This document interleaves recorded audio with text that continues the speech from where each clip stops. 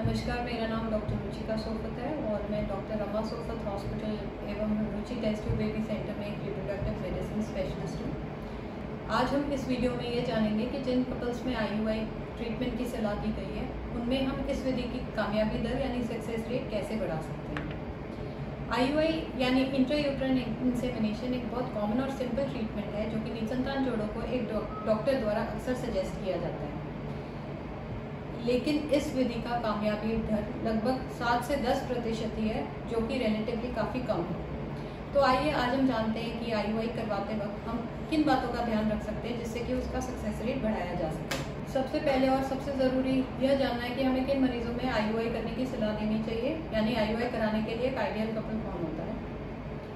हम बात करें लेडी की, तो सबसे ज़रूरी क्राइटेरिया जो एक लेडी में देखा जाता है वो है औरत की उम्र। जितनी कम उम्र में लेडी को IUI का सजेशन दिया जाए उतना सक्सेस रेट बेटर होता है। दूसरा है उसकी निसंतानता की अवधि यानी ड्यूरेशन ऑफ इनफर्टिलिटी, मतलब कितने समय से ये कपल कंसीव करने में असमर्थ है।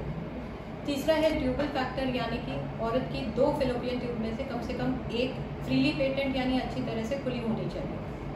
इसके अलावा लेडी का ओवेरियन रिजर्व यानी कि अंडा बनने की क्षमता को, जो कि AMH यानी एंटी मुलेरियन हार्मोन द्वारा मापी जाती है, उसकी जानकारी होना भी बेहद अहम है। यदि किसी औरत का ओवेरियन रिजर्व अच्छा है तो उसको 3 to 6 साइकिल्स ऑफ IUI करने की सलाह दी जा सकती है। अब हम बात करें उन फैक्टर्स की जो हमें हस्बैंड में देखने चाहिए IUI करने से पहले, उसमें सबसे ज़रूरी है टोटल मोटाइल फ्रैक्शन या total motile sperm count. Ideally ये 5 से 10 मिलियन पर ml होना चाहिए। इसके अलावा स्पर्म मॉर्फोलॉजी यानी शुक्राणुओं की बनावट भी एक इम्पॉर्टेंट फैक्टर है जो कि 4% से ज़्यादा होनी चाहिए। यदि इन दोनों या कोई और स्पर्म पैरामीटर अबनॉर्मल यानी नॉर्मल से कम है तो हमारी कोशिश होनी चाहिए कि IUI करने से पहले ये सभी नॉर्मल या ऑलमोस्ट नॉर्मल हो, ताकि IUI का सक्सेस रेट बढ़ाया जा सके। अब हम बात करते हैं IUI किस तरह से करते हैं और वे कौन से उपाय हैं जिससे कि प्रेगनेंसी रेट बढ़ाया जा सकता है। IUI के पहले चरण में हम स्टिमुलेशन प्रोटोकॉल्स यानी फर्टिलिटी मेडिकेशंस जिनसे कि एग बनने की क्षमता बढ़ती है उनका इस्तेमाल करते हैं। अगर हम मेडिसिन की बात करें तो मेडिसिन के द्वारा हमारा एम ये होता है कि एटलीस्ट 2 to 3 फॉलिकल्स की ग्रोथ हो सके जिससे कि प्रेगनेंसी रेट्स बढ़ सके। यदि हम केवल क्लोमिफेन टैबलेट्स या लेट्रोजोल ही यूज़ करते हैं तो कामयाबी दर लगभग 7 से 10% ही रह जाता है। यदि हम इन टैबलेट्स के साथ GnRH एनालॉग इंजेक्शन भी ऐड करते हैं तो प्रेगनेंसी रेट की दर ऑलमोस्ट 10 से 14% हो सकती है। किसी पेशेंट में यदि हम केवल इंजेक्शंस द्वारा ही स्टिम्युलेशन करें तो प्रेगनेंसी रेट ऑलमोस्ट डबल हो सकते हैं, यानी 15 to 20% प्रेगनेंसी रेट भी किए जा सकते हैं, यानी 10 से 15% या उससे भी ज़्यादा। इन इंजेक्शंस को यूज़ करके कॉस्ट पर साइकिल ज़रूर इंक्रीज हो सकता है, लेकिन आप कहीं ज़्यादा कॉस्टली प्रोसीजर्स जैसे IVF से बच सकते हैं। अगला चरण फॉलिकल मॉनिटरिंग का है, जिसमें हम 1 या 2 फॉलिकल्स की ग्रोथ को अल्ट्रासाउंड द्वारा मॉनिटर करते हैं और जब साइज 18 to 19 मिलीमीटर हो जाता है तब उसे ट्रिगर देते हैं। यदि इस समय हम 3D अल्ट्रासाउंड यूज़ करके डोमिनेंट फॉलिकल का ब्लड फ्लो एवं इस फ्लो की पीक सिस्टोलिक वेलोसिटी यानी PSV भी जान लें और उसके अकॉर्डिंग हम IUI को टाइम करें तो इससे सक्सेस रेट बढ़ाया जा सकता है।